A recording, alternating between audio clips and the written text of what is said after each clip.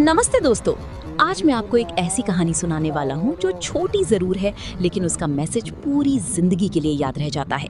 ये कहानी है एक बूढ़े किसान और उसके 4 बेटों की। चलिए शुरू करते हैं। एक छोटे से गांव में राघव नाम का एक मेहनती किसान रहता था। उसके 4 बेटे थे, अर्जुन, मोहन, करण और रवि। राघव अपने बेटों से बहुत प्यार करता था, लेकिन उसकी एक बड़ी चिंता थी। उसके चारों बेटे हर बात पर झगड़ते रहते थे। कभी खेतों के काम को लेकर बहस होती, कभी पैसों को लेकर, और कभी बिना किसी वजह के ही एक दूसरे से नाराज हो जाते।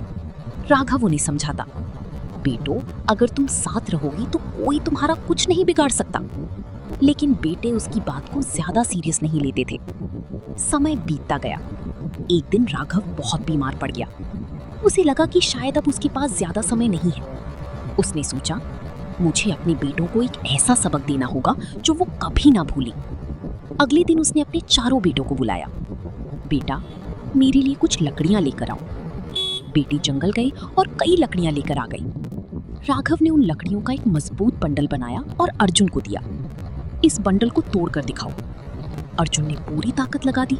उसने बंडल को घुटनों से दबाया, दोनों हाथों से मोड़ा, लेकिन बंडल नहीं टूटा।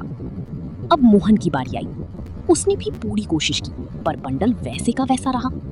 फिर करण और रवि ने भी कोशिश की, लेकिन कोई भी उस बंडल को नहीं तोड़ सका। सब हैरान थे। तब राघव मुस्कुराया। उसने बंडल खोला और सारी लकड़ियां अलग अलग कर दी। फिर हर बेटे को एक एक लकड़ी दी। अब इसे तोड़ो। क्रैक! एक पल में सबने अपनी लकड़ी तोड़ दी।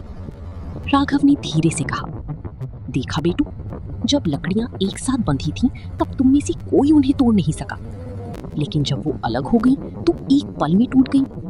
चारों बेटे चुप हो गए। अब उन्हें समझ आ गया था कि पिता क्या समझाना चाहते थे। राघव ने आगे कहा, जिंदगी में भी यही सच है।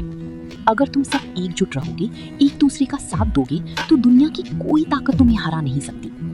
लेकिन अगर तुम आपस में लड़ते रहे और अलग हो गए, तो मुश्किलें तुम्हें आसानी से तोड़ देंगी। बेटों की आंखों में आंसू आ गए। उन्होंने अपने पिता से माफी मांगी और वादा किया कि आज के बाद वो कभी आपस में नहीं लड़ेंगे। उस दिन के बाद चारों भाई मिलकर काम करने लगे। उनकी खेत और भी ज्यादा फलने फूलने लगी और पूरे गांव में उनकी एकता की मिसाल दी जाने लगी। राघव भी अपने बेटों को एक साथ देखकर